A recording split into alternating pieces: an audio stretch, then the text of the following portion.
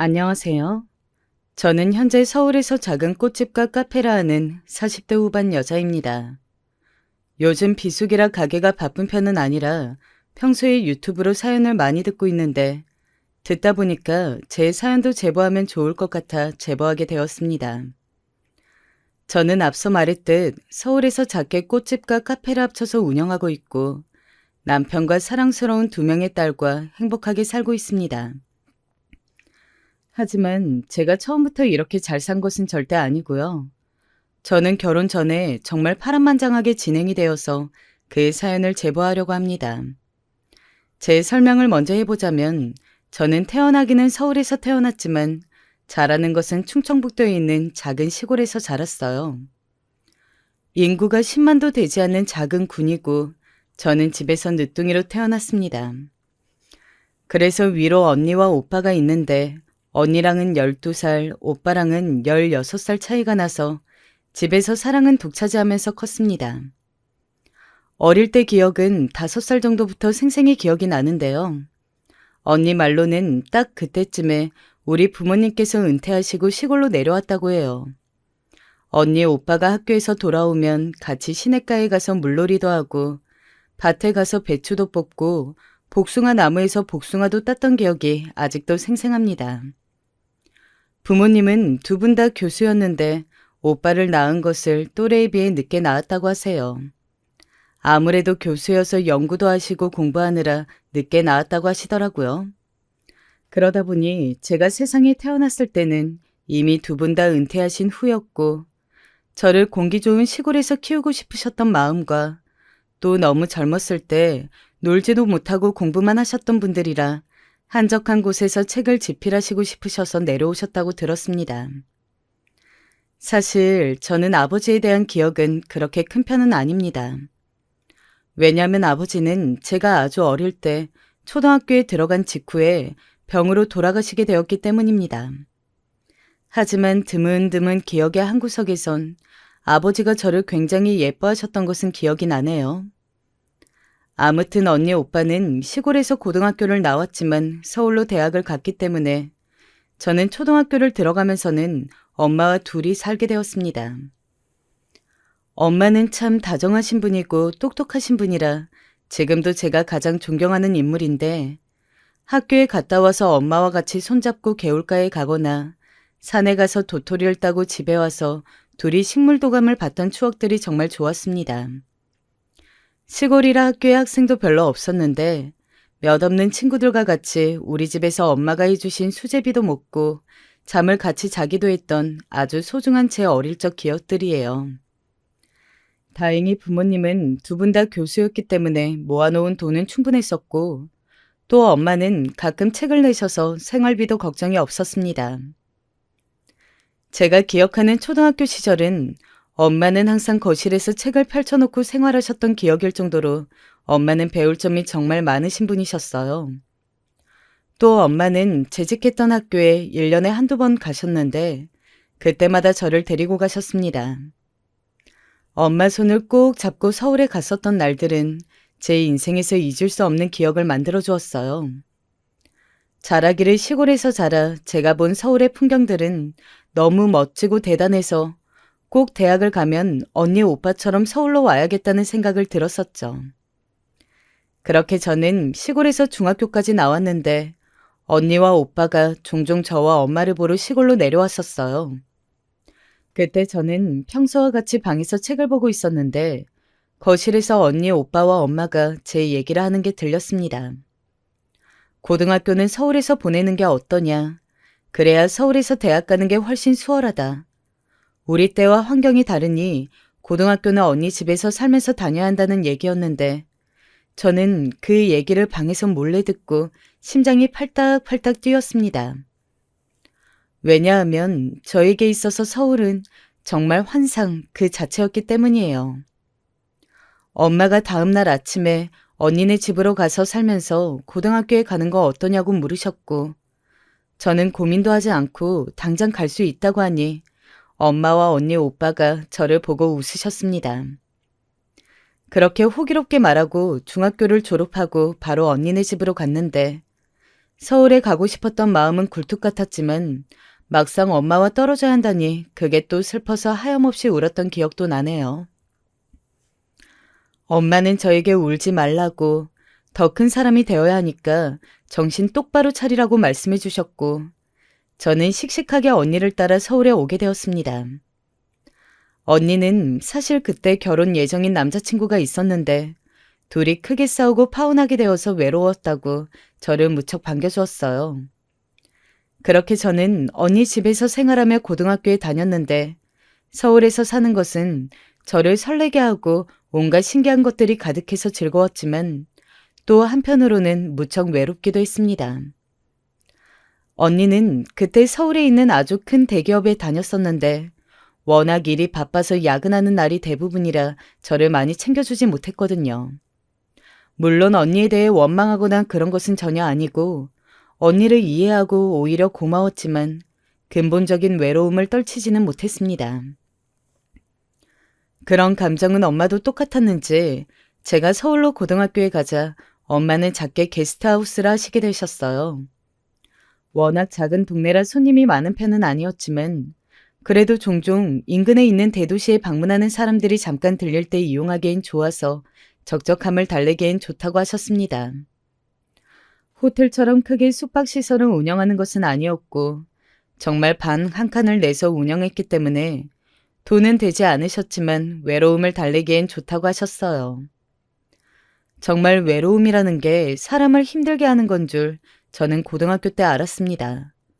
살면서 어릴 때는 가족들한테 사랑만 받고 자랐고 초등학교에 입학해서 중학교를 졸업할 때까진 엄마와 붙어 살았고 또 시골 특성상 서로 다 아는 사이여서 작지만 깊은 관계를 유지했기 때문에 저는 서울에서 적응을 잘 하지 못했습니다.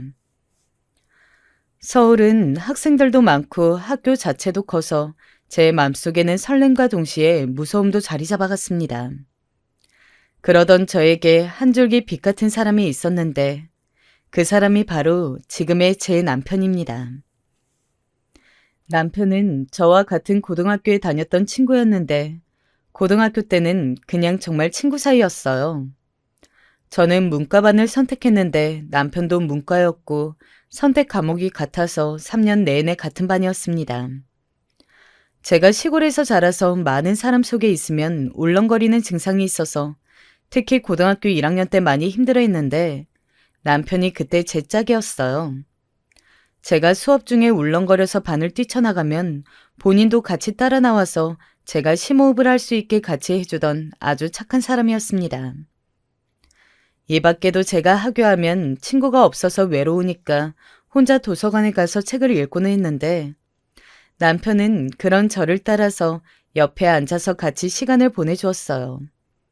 낯가림이 아주 심한 편이었는데 그런 남편 덕분에 고등학교 때 정말 많이 의지하면서 보냈습니다. 오히려 언니보다 남편과 같이 있던 시간이 길었고 엄마와 전화할 때 제가 남편 얘기를 너무 많이 하니까 엄마는 그때부터 제가 남편과 결혼할 것 같다고 하셨어요. 하지만 저는 연애는 무조건 대학에 가서 하라는 언니의 방침 때문에 남자친구가 저를 좋아한다고 해도 학생이 무슨 연애를 하냐 밀어냈고 남자친구는 그 말을 듣고 우리가 둘 다 대학에 갔을 때 저에게 고백했습니다. 여담이지만 고등학교 졸업식 날 엄마가 서울에 올라오셨는데 남자친구를 보고 저에게 저놈 잘생기고 착하다며 꼭 잡으라고 말씀하셨던 게 아직도 기억이 나네요. 그리고 워낙 저희가 고등학교 내내 붙어 다녔기 때문에 언니도 당연히 남친의 존재를 알고 있었고 선생님들도 저희를 한 쌍으로 여기곤 하셨기 때문에 우리가 결혼한다 했을 때 다들 그럴 줄 아셨다고 하셨습니다.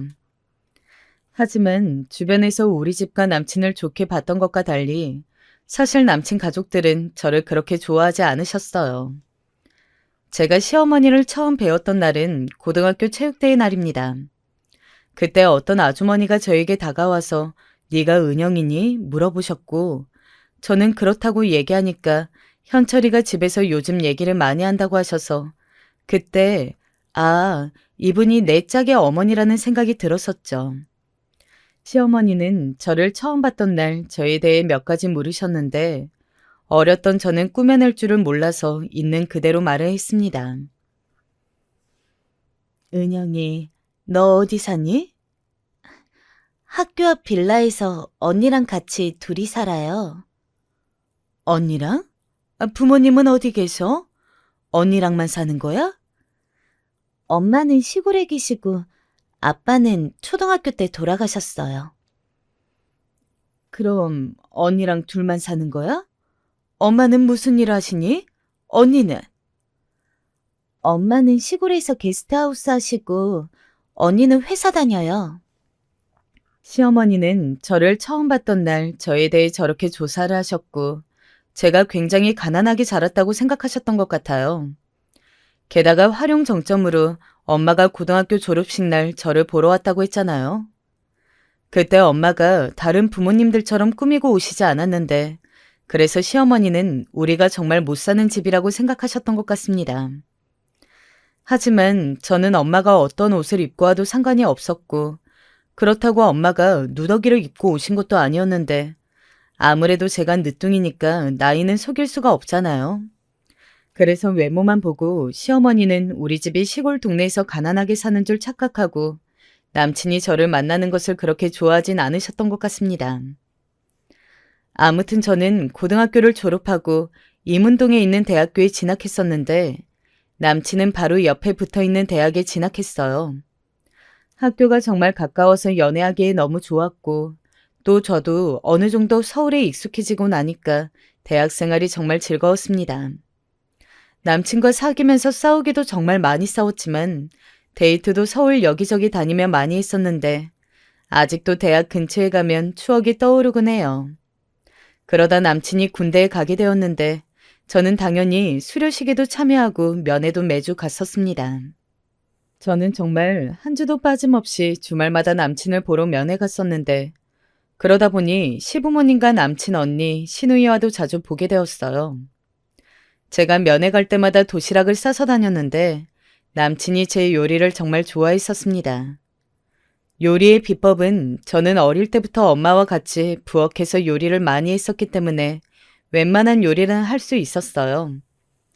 시골집 마당에 작게 밭이 있었는데 거기에 싱싱한 채소를 많이 키웠기 때문에 때마다 재료를 바꿔가며 엄마와 같이 요리를 했던 기억이 생생했거든요. 또 우리 엄마가 음식 솜씨가 정말 좋으셔서 시골에서 어른들이 엄마에게 게스트하우스라 할 게 아니고 식당을 크게 열면 분명 성공할 것이라고 말해주실 정도로 요리를 잘하셨어요. 그 요리를 어릴 때부터 먹고 자랐고 또 같이 만들었기 때문에 저도 요리에 대해서 어느 정도 자신이 있었답니다. 그리고 엄마가 언니와 저보고 먹으라고 밭에서 채소나 과일이 자라면 택배로 보내주셨기 때문에 정말 싱싱한 재료로 도시락을 만들 수 있었어요. 아무래도 서울이 문화생활도 그렇고 교육도 그렇고 다 좋지만 아무래도 재료는 시골 공기 좋은 곳에서 자라는 것만큼은 아니더라고요.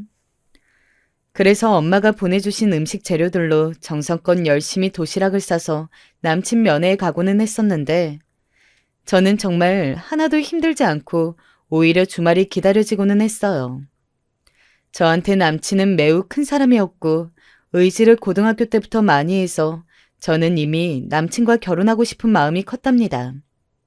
그리고 또 남친이 제 요리를 좋아해주고 잘 먹으니까 뿌듯한 마음도 들었고요.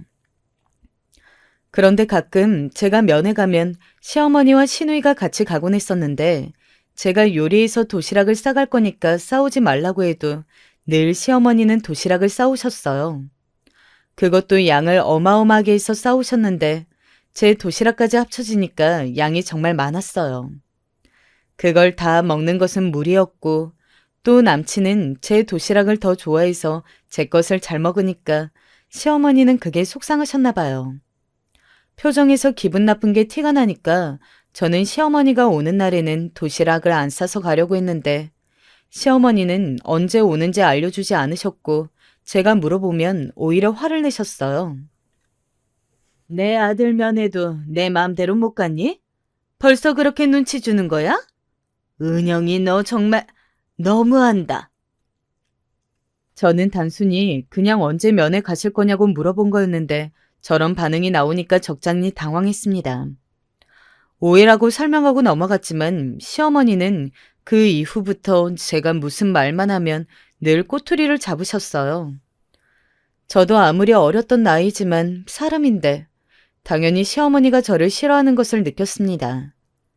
하지만 그렇다고 남친과 헤어질 수는 없었던 것이 남친이 저에겐 너무나도 큰 사람이었기 때문이에요. 제가 가장 힘들 때 옆에서 있어줬던 사람이 남친이었고 또 성격도 서로 너무 잘 맞았고 둘 다 내향적이라 친구가 몇 없었는데 둘이 서로에게 제일 친한 친구였습니다. 둘만 보면 너무 좋았기 때문에 절대 헤어질 수는 없었어요. 그리고 남친이 군대에서 전역할 때쯤 언니는 새로운 남자친구와 결혼하게 되었습니다. 저는 고등학교에 입학할 때부터 언니와 함께 살았었는데 이제 언니가 결혼하니까 따로 살게 되었죠. 형부가 될 사람은 같은 회사에 다니는 언니 동료였는데 저도 결혼 전에 봤더니 사람이 정말 다정하고 괜찮으신 분이었어요. 저에게도 매우 잘해주었고 저는 언니의 결혼을 매우 축하했습니다. 하지만 언니 결혼을 축하하는 것과는 달리 당장 제가 살 곳을 구해야 했어요. 언니가 살던 집은 팔아서 결혼할 때 들고 가야 했기 때문이에요. 그때까지 저를 키워준 것만으로도 언니는 충분히 저한테 많은 것을 제공해 주었기 때문에 저는 서운한 마음이 들지 않았습니다. 그렇게 언니가 결혼하면서 저는 혼자 살 집을 알아봤는데 아무래도 제가 학생이니까 학교 주변으로 알아보기 시작했어요. 그러다 학교 주변에 원룸을 얻게 되었고 저는 혼자 살기 시작했습니다. 처음으로 혼자 살게 되었는데 처음엔 낯설었지만 금방 적응했고 살다 보니 독립된 생활이 마음에 들었어요. 남자친구도 전역하고 둘이 학교가 붙어 있어서 학교 끝나고 우리 집에서 같이 저녁도 만들어 먹고 굉장히 즐겁게 지냈습니다. 아무래도 대학생이라 둘 다 돈이 많지 않았는데 둘이 아끼고 아껴서 집에서 같이 요리를 해먹고 과제도 하고 고등학교 때처럼 정말 계속 붙어 다녔어요. 자연스럽게 남자친구는 우리 학교에 저는 남자친구 학교에 많이 갔고 서로 동기들과도 친하게 지낼 정도였습니다. 또 방학 때는 제가 엄마를 보러 시골에 내려갔는데 남자친구도 그런 저를 따라서 같이 시골에 내려가기도 했습니다. 그러면서 제가 어릴 때 다녔던 초등학교에 가고 시내가에 가서 놀기도 했었어요. 엄마는 남자친구를 정말 마음에 들어 하셨는데 워낙 남자친구가 싹싹하고 엄마한테 잘했기 때문이에요. 시골에 갈 때마다 남자친구는 힘을 써야 하는 곳에 적극적으로 나서서 도와주었고 엄마는 그러지 말라고 하셨지만 나서서 밭일도 하고는 했습니다. 남자친구는 평생을 서울에서 자라 이런 시골에 와보는 것이 난생 처음이라고 설렌다고 저에게 말했어요. 같이 저녁을 먹고 산책도 하고 별도 보고 어르신들 밭일도 도와주고 과일도 먹는 즐거운 방학 생활을 보내곤 했었습니다. 그리고 엄마는 늘 남자친구가 시골에 내려오면 가는 길에 밭에서 딴 채소들을 남자친구 손에 들려 보내곤 했었어요. 싱싱한 상추와 배추 같은 채소들을 박스로 남자친구에게 주었고 남자친구는 그것들을 들고 집에 가고는 했습니다. 그리고 저는 오빠도 있다고 했잖아요. 오빠는 서울에서 고깃집을 운영하고 있었어요. 오빠는 이미 결혼해서 조카도 낳았었는데 오빠가 가게를 하고 새언니도 오빠를 도우니까 아기를 봐줄 사람이 없었어요. 그래서 제가 조카를 대신 봐주기도 했었는데 남자친구가 저와 같이 조카를 데리고 놀이공원도 가고 맛있는 것도 먹으러 다녀서 얼마나 즐거웠는지 몰라요. 그렇게 조카를 데리고 다니면 오빠가 수고했다고 용돈도 주고 고기도 마음껏 먹을 수 있어서 저는 너무 좋았고 남자친구도 저에게 그 당시에 먼저 조카 보러 가자고 할 정도로 예뻐했기 때문에 저희는 너무 즐거웠습니다. 평일에는 학교에 다니며 같이 과제하고 취업 준비도 하고 재밌게 놀고 주말에는 바쁜 오빠 부부를 위해 조카를 돌보고 용돈도 받으며 행복하게 지냈었는데 그걸 시어머니에게 들켰던 날이 있어요. 그날은 조카와 셋이 놀이공원에 가기로 한 날이었는데 남자친구가 집에 지갑을 놓고 왔다고 잠깐 들리자고 해서 같이 남자친구 집으로 가고 있었습니다. 그런데 정말 우연히 집 앞에서 시어머니와 시누이가 장을 보고 들어오고 있었고 우리랑 딱 맞닥뜨리게 되었어요. 시어머니는 저를 보고 달려와서 이 아이 정체가 뭐냐고 물으셨고 저는 조카라고 말했지만 시어머니는 정말 조카가 맞냐고 저에게 말씀하시면서 도대체 우리 아들한테 왜 그러냐고 속상하다고 하소연을 하셨습니다. 조카는 처음 보는 사람이 자기 고모한테 뭐라 하니까 놀라서 울고 남자친구도 집에서 내려와서 자기가 좋아서 그러는 건데 왜 그러냐고 하고 정말 난리가 아니었어요.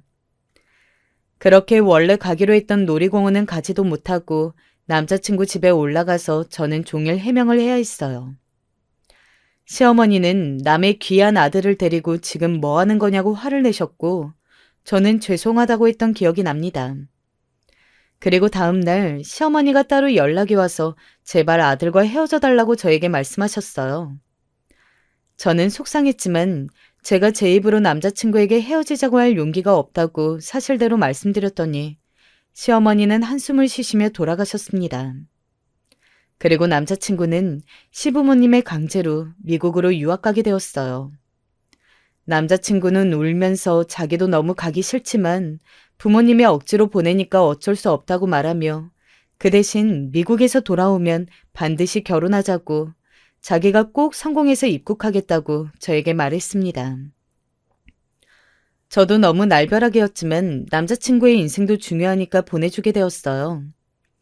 아마 시부모님은 남자친구와 제가 떨어지면 연락도 못하고 무엇보다 얼굴을 못 보니까 헤어질 줄 아셨던 것 같아요.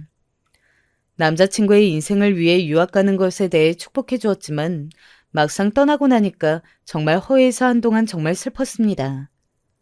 처음 서울에 와서 적응하기 힘들었을 때 남친이 옆에서 정말 많이 도와주었고 대학 와서도 바로 옆 학교라 둘이 꼭 붙어 다녀서 교수님들까지 서로 연인이라는 것을 아실 정도였는데 갑자기 난데없이 남자친구가 옆에서 사라지니까 정말 허하고 외로운 감정이 들었어요. 물론 남자친구가 미국에 갔다고 우리는 헤어지거나 하지 않았습니다. 하지만 얼굴을 못 보고 연락도 제대로 하지 못하니까 오히려 더 보고 싶고 애틋해지더라고요. 남자친구는 미국으로 가기 전에 저에게 혹시 더 좋은 남자가 있다면 자기 생각은 하지 말고 꼭 그 남자를 만나라고 말하면서 군대까지 기다려줬는데 유학까지 기다려달라고 부탁하기엔 본인이 너무 양심에 찔린다고 말했습니다. 하지만 저는 이미 남자친구가 아니면 남자를 만날 마음이 없었고 이미 남자친구와 너무 오랜 기간 붙어 있었기 때문에 절대 헤어질 수는 없었어요. 너무 외롭고 또 그때가 제가 졸업할 때쯤이라 혼자 고독하게 학교 생활을 했습니다. 그리고 저는 남자친구 없이 졸업하고 직장에 취직하게 되었어요. 정말 안타깝게도 남자친구는 연락이 어느 순간 뜸해지더니 졸업하고 제가 입사할 때쯤엔 연락이 오지 않았습니다. 저는 처음엔 너무 충격적이고 힘들었지만 그것도 그의 인생이고 선택이니까 존중하려고 했어요. 물론 다시 남자친구가 올 수도 있으니까 핸드폰 번호는 절대 바꾸지 않았습니다. 취직하고 자취했던 원룸을 정리하려고 갔는데 남자친구 흔적이 너무 많아서 치우는데 정말 많은 감정 소모를 했었던 기억이 나요. 둘이 정말 맨날 붙어 다녔기 때문에 원룸에는 남자친구 전공책도 있었고 둘이 주고받던 편지와 선물들도 그대로 있었습니다. 그것들을 차마 버릴 수는 없어서 그대로 상자에 넣어서 직장 근처에 자리 잡은 원룸에 그대로 두었어요. 남자친구가 새로운 여자친구를 만나서 결혼하더라도 나중에 찾아올 수도 있으니까 그때 전해주려고 했었습니다. 그렇게 저는 직장에 다니고 있었고 언니랑 오빠는 저에게 새로 남자를 소개해주겠다고 했지만 저는 받지 않았어요. 연락이 끊겼지만 뭔가 남자친구가 저를 찾아올 것 같은 기분이 들었기 때문이에요. 언니는 그때 조카를 낳았을 때였는데 저에게 연락이 없으면 새로 여자를 만났을 수도 있다면서 이제는 그만 다른 남자를 찾으라고 진지하게 말하기도 했었어요. 하지만 저는 정말로 남자친구가 저를 찾아올 것 같은 기분이 들어서 다른 사람은 만나지 못했고 또 만나려고 노력을 안 해본 것은 아니지만 남자친구가 오히려 더 생각이 나서 만날 수가 없었습니다. 그러다 제가 다니던 회사가 사정이 안 좋아져서 구조조정을 하게 되었는데 신입이었던 저는 그대로 실직하게 되었어요. 저는 그때 심적으로 너무 힘들었고 남자친구는 여전히 연락이 오지 않았기 때문에 그대로 엄마가 계신 시골로 내려가게 되었습니다. 다시 취업하기까지는 한 달 정도만 쉬려고 내려갔는데 제가 너무 힘들어하니까 엄마도 다른 남자를 만나라고 하셨어요. 저도 머리로는 그러고 싶었지만 도저히 다른 남자를 만날 수가 없었습니다. 만나려고 노력도 해봤지만 번번이 실패하게 되었어요. 오히려 만날수록 남자친구 생각이 더 커지게 되었죠. 그렇게 저는 시골에 내려가서 엄마와 같이 어릴 때처럼 요리도 하고 산책도 하고 밭도 가꾸면서 마음 치유를 하고 지내고 있었는데 갑자기 오빠에게 연락이 왔습니다. 여보세요? 오빠, 무슨 일이야? 은영아, 현철이 한국 왔어. 지금 우리 가게로 왔어. 나 정말 깜짝 놀랐어. 너 찾길래 전화한 거야. 저는 사람이 너무 놀라면 아무 말도 할 수 없다는 사실을 그때 알게 되었습니다. 제가 그렇게 원하던 남자친구의 연락이었는데 저는 순간 온몸에 소름이 돋고 아무 말도 할 수가 없었어요. 제가 말이 없자 오히려 오빠가 듣고 있는 거냐고 물었고 그 순간 남자친구가 제 이름을 불렀습니다. 은영아, 나야. 늦게 연락해서 너무 미안해. 정말 너무 미안해. 그동안 사정이 있었어. 저는 진짜 드라마에서 나오는 주인공처럼 길거리에 주저앉아 울 수밖에 없었어요. 그리고 저도 전화로 지금 엄마를 보러 시골에 내려와 있다고 설명하니 남자친구는 본인이 바로 시골로 오겠다고 했고 정말 그날 밤 남자친구는 고속버스를 타고 시골에 왔습니다. 저는 그날 아침까지만 해도 남자친구와 다시 만날 거라고 전혀 생각하지 못했는데 막차 버스를 타고 내리는 남자친구를 보고 석상처럼 굳어서 아무 말도 하지 못했습니다. 남자친구는 저에게 다가와서 저를 안았는데 저는 몇 년 만에 본 남자친구여서 정말 현실이 믿기지 않고 동시에 왜 그동안 연락이 없었던 건지 원망스럽더라고요. 그래서 우리 집으로 가는 길에 얘기를 들었는데 듣고 보니까 정말 놀라웠습니다. 시어머니가 남자친구가 미국에 가서도 저랑 연락하는 것을 알고 남자친구에게 저에게 새로 남자가 생겼다고 말했다고 했더라고요. 그러면서 저와 연락하지 말라고 핸드폰도 바꾸게 하고 제가 이미 다른 남자 생겨서 결혼할 것 같으니 하지 말라고 했다고 했습니다. 남자친구도 당연히 처음엔 그 말을 믿지 않았는데 시어머니는 나중에 학비와 생활비 얘기를 하시며 저와 연락하면 지원을 끊겠다고 알아서 미국에서 살라고 하셨다고 합니다. 남자친구는 제 얘기가 나오면 부모님과 자꾸 다툼이 일어나니까 차라리 자기가 빨리 성공해서 능력을 키우고 한국에 돌아간다고 생각했다고 했습니다. 그러면서 저에게 연락하고 싶었지만 생각해보니 그것도 저에게 못할 짓이라고 생각이 들었다고 하더라고요. 차라리 자기를 잊고 행복하게 살고 있다는 게 오히려 저에게 더 나은 것이라고 생각이 들었다고 했습니다. 그래서 무사히 학교를 졸업하고 한국에 왔는데 그래도 인사는 하고 싶어서 제 자취방에 갔는데 저는 이미 졸업하고 이사 갔기 때문에 그 원룸에는 제가 거기 없었죠. 마지막으로 인사를 하고 싶어서 오빠가 하고 있던 가게에 갔더니 오빠가 반갑게 맞아줘서 고마웠다고 하더라고요. 남자친구가 조심스럽게 저에 대해서 얘기를 물어보려고 했는데 오빠가 먼저 나서서 은영이가 널 얼마나 그리워하고 있는지 아냐고 했다고 하더라고요. 남자친구가 묻기도 전에 오빠가 제가 그동안 남자를 안 만나고 있었다, 연락을 기다리고 있다 등등 얘기를 했고 남자친구는 그 소리를 듣고 속으로 정말 다행이라고 생각이 듦과 동시에 미안한 마음이 들었다고 했습니다. 그렇게 울고 웃으며 집까지 걸어가며 많은 얘기를 했고 몇 년 만에 본 남자친구는 정말 원래도 멋있었지만 훨씬 더 듬직한 모습으로 제 앞에 나타났습니다. 그리고 엄마에게 가서 둘이 인사하는데 엄마도 너무 반가워하셨고 남자친구는 엄마에게 연락 못해서 죄송하다고 사과하고 엄마는 괜찮다고 뭐가 미안하냐고 하시고 정말 행복한 밤을 보냈습니다. 셋이 많은 얘기를 하느라 잠도 제대로 자지 못했어요. 그리고 남은 얘기는 남자친구와 진지하게 다음날 얘기하는데 저는 제가 취직을 했었지만 회사 사정이 안 좋아서 지금 새로 일을 구하고 있다고 사실대로 얘기했고 남자친구는 진심으로 저를 위로해 주었어요. 그러면서 본인이 미국에서 열심히 공부했기 때문에 미래는 걱정하지 말라고 이제 정말 결혼하자고 하더라고요. 저는 정말 너무 행복했고 남자친구와 드디어 결혼할 수 있는 건가 생각이 들었지만 동시에 시댁에 대한 걱정과 우려도 생겼습니다.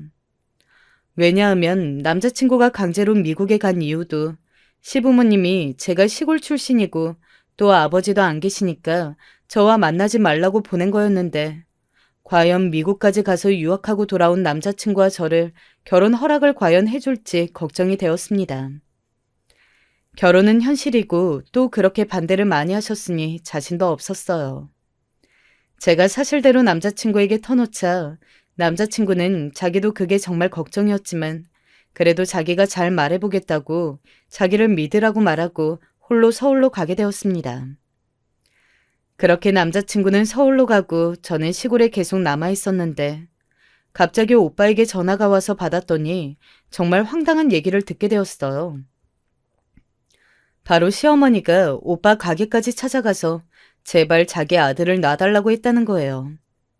사실 제가 그동안 시어머니가 저를 마음에 들어하지 않는다고 가족들에게 터놓고 있지는 않았었는데 오빠는 시어머니가 가게에 찾아오니까 너무 당황스럽고 저에게 말했습니다. 저는 피하지 않고 남자친구와 같이 시부모님께 말해야겠다고 생각해서 서울로 가서 시부모님을 배웠는데 정말 시부모님은 예전보다 훨씬 강경하게 반대하셨습니다. 정말 저는 쉽지 않았어요. 어머니, 저 정말 은영이와 결혼하고 싶어요. 고등학교 때부터 제가 말씀드렸잖아요. 안 된다. 절대 안 돼. 너 정도면 훨씬 좋은 여자 만날 수 있어. 우리가 지금 안 그래도 알아보고 있으니까 가만히 있어. 조건 좋은 여자 널리고 널렸는데 도대체 왜 그러니? 아버지, 은영이처럼 착하고 예쁘고 성실한 사람 없어요. 아가씨도 생각이 있으면 아가씨가 내 아들 낳아줘요. 부탁이에요. 저는 정말 남자친구만 생각하면 당연히 결혼하고 싶었지만 저렇게 반대하는 집안과 결혼을 해야 할까 생각도 들었습니다. 언니에게 이 얘기를 했더니 언니는 왜 제가 그런 집안에 시집을 가야 하냐고 속상하다고 울기도 했어요. 만약 엄마가 아시면 얼마나 속상하겠냐고 저에게 남자친구와 헤어지고 새로운 좋은 집안의 남자를 만나라고 했습니다. 저는 남자친구에게 이렇게 반대가 심하고 결혼 허락을 몇 년에 걸쳐서 받고 있는데 이게 지친다고 말했고 헤어지자고 결국 말하게 되었습니다. 저도 사람이니까 저를 반기지 않는 사람과 계속 마주하는 게 심적으로 정말 많이 힘들었기 때문이에요. 자존심도 내려가고 이렇게까지 결혼해야 하나 생각도 들었습니다. 그래서 저는 남자친구와 헤어지고 다른 남자를 만날 생각 없이 시골로 내려가서 엄마와 평생 같이 살 계획이었습니다. 남자친구에겐 미국에서 정말 고생 많았고 앞으로 행복하게 새로운 여자 만나서 잘 살라고 말하며 헤어지자고 했죠. 남자친구는 절대 헤어질 수 없다며 붙잡았지만 저는 더 버틸 수가 없었어요. 일방적으로 이제 제가 연락을 끊었고 저는 시골로 내려가게 되었습니다. 남자친구가 저를 찾아 시골에 오기도 했지만 저는 남자친구가 집으로 찾아오면 자리를 피했고 절대 마주하지 않았어요. 너무 힘들어서 혼자 얼마나 울었는지 몰라요. 그런데 그렇게 힘든 시기를 보내고 있었는데 어느 날 몸이 너무 안 좋아서 동네 의원에 갔더니 의사가 저에게 임신한 것 같다고 하더라고요. 저는 너무 놀라서 바로 시내로 가서 검사해봤더니 정말 임신했다는 소식을 듣게 되었고 고민에 빠지게 되었습니다. 이것을 남자친구에게 말을 해야 할지 말아야 할지 몰래 지워야 하는지 걱정이 되어서 잠도 제대로 자지 못했어요. 당연히 엄마나 언니에게도 말하지 못하고 혼자 며칠을 고민에 빠졌습니다. 그래도 말을 해야 한다고 생각이 들어 전화기를 들어도 차마 번호를 누르지 못하겠더라고요. 그렇다고 지워야겠다 생각하니 또 그러지도 못했습니다.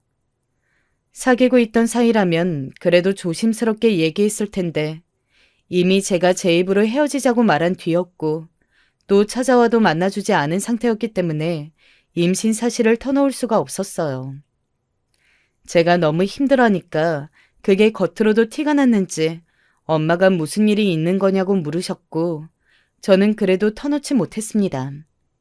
그냥 남자친구와 헤어져서 힘들다고 말했는데 제가 잠도 못 자고 먹지도 못하니까 엄마는 남자친구에게 저 몰래 연락해서 남자친구가 시골로 내려오게 했어요.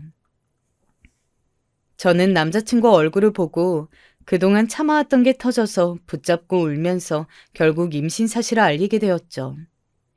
남자친구는 처음에 굉장히 당황했지만 나중엔 오히려 잘 됐다고 하면서 아이를 빌미로 결혼하자고 저에게 말했어요. 저는 그게 말이 되는 소리냐고 울었고 남자친구는 진심으로 기뻐하면서 이제 본인 부모도 반대하지 못할 거라고 했어요. 그리고 바로 집으로 가서 엄마에게 제 임신 사실을 알렸고 엄마는 그럼 그동안 힘들었던 게 다 임신 때문이었냐고 놀라서 들어 누우셨습니다. 엄마는 결혼한다면야 본인이야 너무 좋지만 시댁 반응도 살펴야 하니 남자친구에게 말을 잘해달라고 부탁했어요. 남자친구는 제 손을 잡고 그 길로 바로 서울로 갔고 우리는 시댁으로 가서 임신 사실을 밝히게 되었습니다. 저는 아직도 그날 시어머니의 얼굴이 떠오르는데요. 그 아이가 네 아이인지 어떻게 알아? 아무도 모르는 거야. 네 새끼 아닐 수도 있어. 뭘 믿고 그렇게 단정하는 거야? 어머니, 그게 무슨 말씀이세요? 현철 씨 아이 맞아요. 다른 건 몰라도 이건 정말이에요. 엄마, 정말 왜 그러세요? 저는 은영이와 결혼하고 싶어요. 제발 허락해 주세요. 시어머니는 급기야 아이가 남자친구 아이가 아닐 것이라고 우기셨고 저는 그것은 정말 아니었기에 처음으로 강하게 제 의견을 표출했어요. 시아버지도 저를 그렇게 마음에 들어하지 않으셨지만 제가 임신했다고 하니 어쩔 수 없이 결혼 허락을 결국 하시게 되었습니다. 시어머니는 끝까지 반대하셨지만 자식 이기는 부모 없다는 말 아시죠? 남자친구가 단식투쟁까지 하자 시어머니도 결국 백기를 드셨습니다. 저도 남자친구가 단식투쟁까지는 할 줄 몰랐는데 저와 결혼하지 않으면 차라리 죽겠다고 아무것도 먹지 않고 방에서 나가지도 않고 말에 대답도 하지 않으니 결국 시어머니도 허락하게 되었죠. 아무리 말려도 들은 척도 하지 않았다고 하더라고요.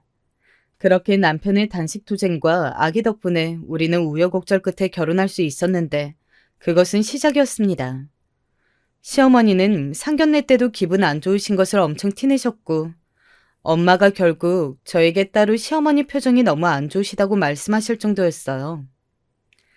시어머니는 사실 가진 것에 비해 사치가 매우 심하셨는데 그런 점이 우리 엄마와는 정반대였습니다.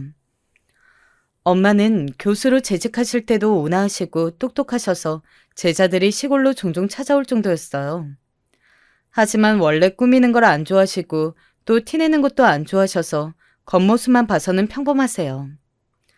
하지만 시어머니는 본인 재산에 비해 과하게 꾸미는 걸 선호하시고 정말 겉모습으로 사람을 판단하시는 분이셨죠.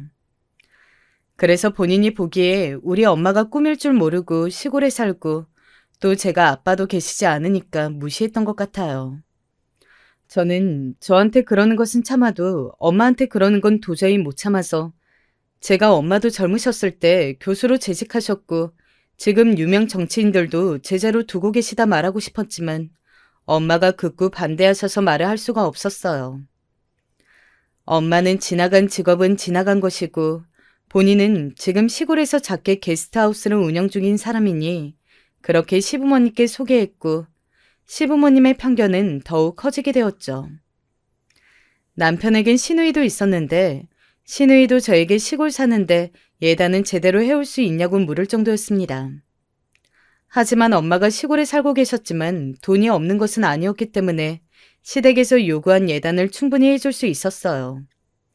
제가 그 정도는 가능하다고 답하니 시어머니는 무리하게 대출받지 말고 못하겠으면 말하라고 하더라고요. 그런데 정말 감당 가능해서 저는 당당했습니다. 신혼집은 남편 직장 근처에 잡게 되었고 저는 태교를 하며 미리 들어가서 남편과 살았습니다. 결혼식은 아이를 낳고 하자고 결정했기 때문에 미리 신혼집에 살고 있었는데 그렇게 살다 보니 어릴 때 대학생 때 제 원룸에서 둘이 살았던 것도 머리에 생각나고 추억이 떠올랐어요. 그렇게 저는 첫째 아이를 낳게 되었고 앞서 말했듯이 공주님이 태어났습니다. 시어머니는 노골적으로 다음에는 아들을 낳으라고 하셨지만 남편과 저는 성별이 무슨 상관이냐고 우리가 좋으면 됐다고 하며 즐겁게 결혼식 준비를 하게 되었죠. 그렇게 제가 산후조리도 하고 슬슬 결혼식 준비를 하는데 한복을 고를 때 마찰이 있었어요. 보통 분홍색 한복은 신부 측에서 많이 입는 한복이잖아요. 그런데 시어머니가 본인이 분홍색의 예쁜 한복을 입겠다고 한복집에서 고집을 부리셨어요. 저머니 분홍색은 신부 색상이라고 말해도 듣지도 않더라고요. 결국 엄마가 본인은 아무 색도 괜찮으니 사돈 편하신 대로 하시라고 했고 시어머니는 한복집에서 제일 화려한 한복을 고르게 되었습니다. 엄마는 이미 오빠와 언니가 결혼할 때 한복을 입었기 때문에 가지고 계신 한복을 입게 되었죠. 저는 엄마에게 예쁜 한복을 해주고 싶었는데 엄마는 본인이 괜찮으시다며 보통 한복을 입으셨어요. 그렇게 크고 작은 마찰을 잠재워가며 결혼식을 준비했고 결국 결혼식 날이 되었습니다. 엄마는 자식 중 제가 늦둥이였고 저에게 애정이 매우 크셨기 때문에 아는 분들에게 처음으로 연락을 많이 돌리셨어요. 원래 제자들에게도 절대 연락하지 않으시는데 이번에는 먼저 연락하셔서 늦둥이 딸이 결혼한다고 알리셨다고 하더라고요. 제가 정신없이 화장하고 신부 대기실에 들어가서 손님 맞으러 하다가 잠깐 드레스에 문제가 생겨 로비로 나왔는데 그때 시댁 식구들이 하는 말을 우연히 듣게 되었습니다. 엄마는 오빠가 결혼할 때 맞추었던 하늘색 한복을 입고 있었는데 아무래도 오빠는 저와 나이 차이가 16살이나 나고 결혼한 지 꽤 되었기 때문에 한복이 오래된 것이었어요. 저도 그것을 알기에 엄마에게 새로 해주고 싶었던 거죠. 아무튼 그래서 저도 엄마 한복이 계속 머리에 걸렸는데 시어머니가 하는 말씀이 제 귀에 콱 박히게 되었습니다. 촌사람이라 옷발도 더럽게 안 봤네. 너무 촌스러워. 엄마, 분홍색 한복 입길 잘했어. 엄마밖에 안 보여. 아니, 저 한복 정말 몇 년 전 거야? 시골 살아서 뭘 모르나 봐. 시누이랑 시어머니가 둘이 키득거리면서 우리 엄마를 보고 비웃고 있는 장면을 보자 저는 정말 속에서부터 열불이 나기 시작했습니다. 아무리 아이를 낳고 결혼식을 올리는 상태였지만 저는 우리 엄마를 저렇게 무시하는 것을 차마 넘기지 못하겠더라고요. 그래서 드레스를 부여잡고 시어머니한테 가서 따지려고 했는데 그 순간 엘리베이터에서 유명 정치인이 내려서 걸어왔습니다. 그 정치인은 워낙 유명해서 뉴스에도 많이 나오는 사람이었는데 그래서 사람들의 시선이 그 사람에게 쏠리기 시작했어요. 알아보는 사람이 정말 많았거든요. 그리고 정말 놀랍게도 그 정치인은 우리 엄마에게 나타나서 고개 숙이며 인사를 했습니다. 교수님, 막내 따님 결혼 진심으로 축하드립니다. 엄마는 와줘서 고맙다고 인사하시면서 반갑게 맞이하셨어요.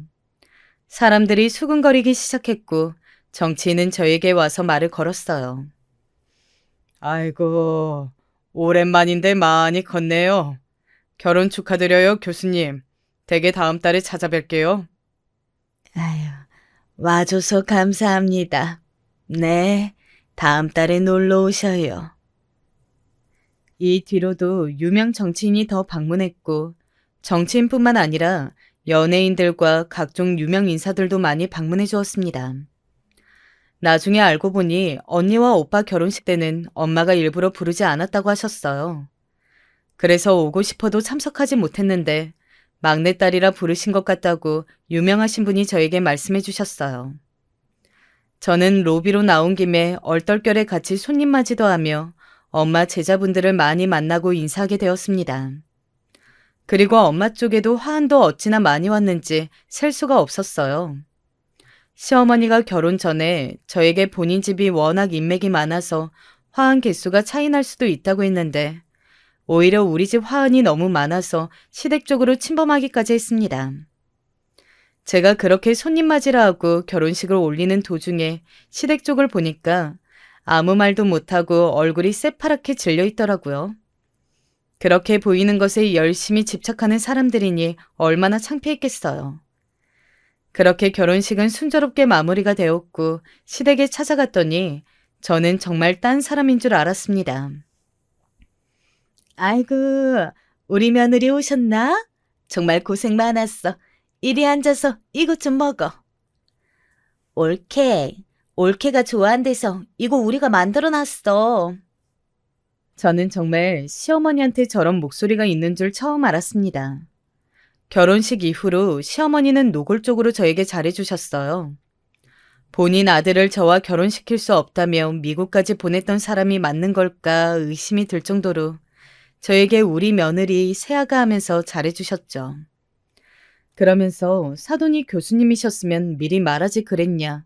그러면 서로 오해 없이 순조롭게 진행되지 않았겠냐고 하셨어요.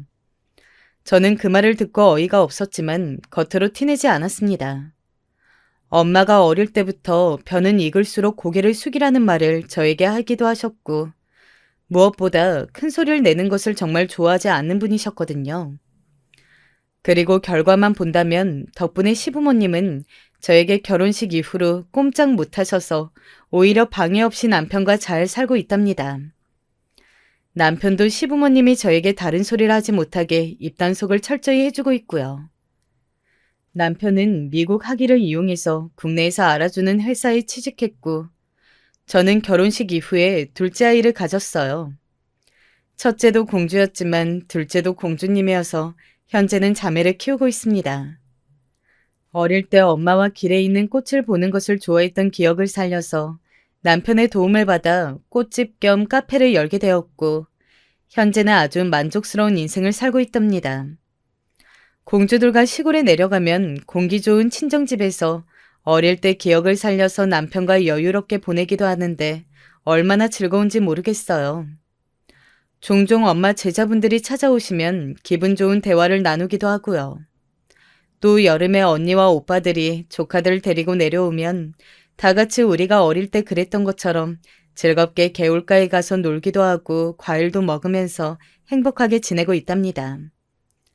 사실 언니는 시댁에서 저를 반대했던 것 때문에 남편을 약간 미워하기도 했었는데 남편이 저에게 워낙 잘하고 또 시댁이 우리 집이 교수 집안이라는 것을 알고 나서 정말 조용해져서 이제는 남편은 오히려 마음에 들어 하더라고요. 돌이켜보면 정말 결혼식 전까지는 마음고생도 많이 하고 속상했던 날들이 많았는데 비온 뒤 맑음이라고 하죠. 정말 결혼식 이후에는 이래도 되나 싶을 정도로 좋은 일들만 일어나더라고요. 그래서 저는 앞으로도 저에게 힘든 시기가 있다면 나중에 꼭 더 좋은 일이 생길 것이라고 스스로 생각하면서 살고 있답니다. 시댁은 저를 그렇게 반대하셨지만 엄마가 교수님이셨던 것과 그것도 제자들이 각자 한 자리씩 하고 있다는 것을 알고 나서 저에게 극진히 대해주기 시작했어요. 정말 나를 그렇게 반대하던 사람들이 맞는지 의심스럽지만 남편이 아주 든든하게 제 편이라 걱정 없이 지내고 있습니다. 제 사연은 여기까지입니다. 제 얘기를 들어주셔서 정말 감사합니다. 오늘 제 사연을 듣는 분 중에 인생에서 힘든 시기를 보내시는 분들도 많으실 텐데 제 사연을 생각하시면서 안 좋은 일이 있어도 나중에 더 좋은 일이 생기려고 일어나 보다 생각하시길 바라요. 행복한 연말 보내시고 좋은 일만 가득하시길 진심으로 바라겠습니다. 감사합니다.